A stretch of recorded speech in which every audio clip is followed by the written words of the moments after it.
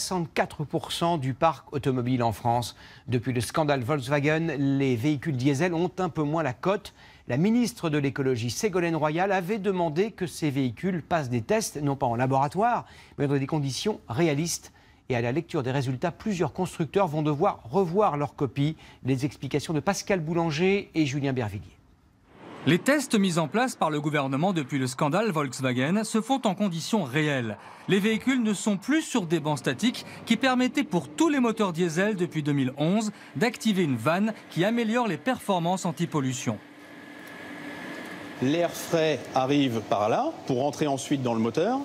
Et lorsqu'on est en phase de souhaite dépollution, on ouvre ici cette petite soupape qui permet de faire rentrer des gaz d'échappement dans le moteur et qui vont permettre de diminuer les NOx, les oxydes d'azote. En 2015, tous les constructeurs ont ajouté un autre système qui piège les oxydes d'azote et supprime les rejets polluants. Le réglage de ces deux dispositifs est mis en cause aujourd'hui.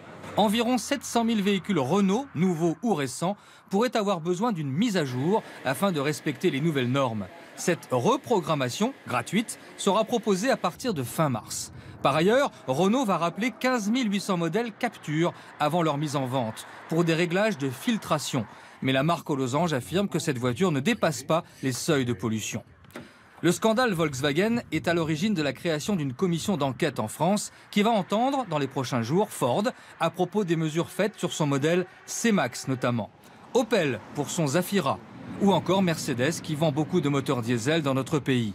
D'autres constructeurs devraient être invités à s'expliquer car les tests en conditions réelles qui ont révélé des dépassements de normes ne portent pour l'instant que sur 22 véhicules sur une centaine prévus. Renault, on le sait, est dans le viseur à propos des normes anti-pollution. Le constructeur n'a pas mis en place de logiciel truqué comme Volkswagen, mais il a menti aux consommateurs. Oui, ces véhicules rejettent beaucoup plus de CO2 et d'oxyde d'azote sur route qu'en situation de test.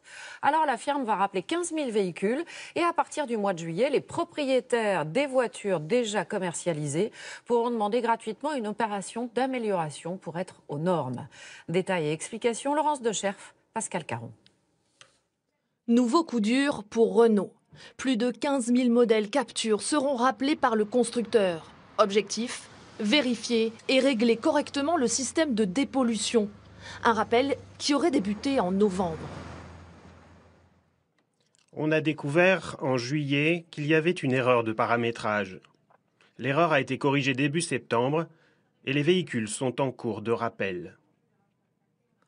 En cause, notamment cette valve qui réinjecte les gaz d'échappement des véhicules diesel afin de réduire les émissions d'oxyde d'azote.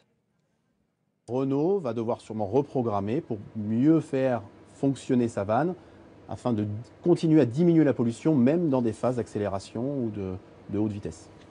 Pour le moment, la confiance des propriétaires de véhicules Renault reste intacte. Les automobilistes sont plutôt résignés. Ça peut arriver qu'il y ait un problème, un dysfonctionnement, ça peut arriver de faire une erreur et il n'y a pas de souci tant qu'ils assument leurs responsabilités et leurs erreurs. Les dirigeants de Renault devraient être beaucoup plus explicites. Il faut qu'ils soient beaucoup plus explicites vis-à-vis des clients que nous sommes, voilà, pour dissiper un peu nos inquiétudes.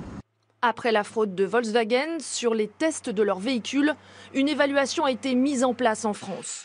La comparaison des niveaux d'émissions réels des gaz polluants aux données des constructeurs a permis aussi de pointer du doigt d'autres modèles, la Renault Espace 5 et l'Opel Zafira.